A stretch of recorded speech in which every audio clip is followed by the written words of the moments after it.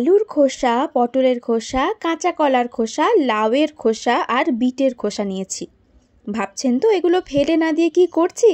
তাহলে দেখে নিন একবার এই রেসিপিটি। প্রথমে কিছুটা গোবিন্দভোগ চাল আমি শিলে বেটে নিয়েছি। আপনারা চাইলে এটা মিক্সার জারেও বেটে নিতে পারেন। আর অন্যদিকে এই সমস্ত খোসাগুলোকে প্রথমে গরম জলে একটু সেদ্ধ করে নেবেন। তারপর মিক্সার জারে সেদ্ধ করে নেওয়া খোসাগুলোকে জল ঝরিয়ে দেবেন।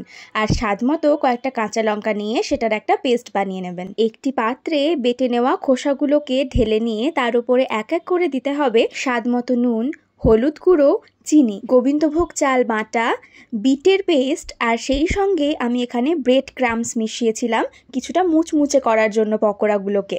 কিন্তু আপনারা চাইলে এর বদলে বেসনও দিতে পারেন। এরপর সব কিছুকে ভালো করে মেখে নেবেন আর কড়াইয়ে সাদা তেল গরম করতে বসিয়ে দেবেন। তেল গরম হয়ে গেলে পকোড়াগুলোকে বেশ কড়া করে ভেজে নিলেই হবে। গ্যাসের ফ্লেম লো টু মিডিয়ামে রেখে বেশ ধৈর্য ধরে কড়া কড়া করে ভেজে নেবেন। তার কারণ এই ধরনের পকোড়া বানানোর সময় বাইরেটা দেখতে লালচে হয়ে গেলেও ভেতরটা কাঁচা থেকে যায়। তাই জন্যই গ্যাসের ফ্লেম লো রাখবেন, যাতে বাইরেটাও পুড়ে না যায় আর ভেতরটাও বেশ ভালোভাবে পরিপক্ক হয়।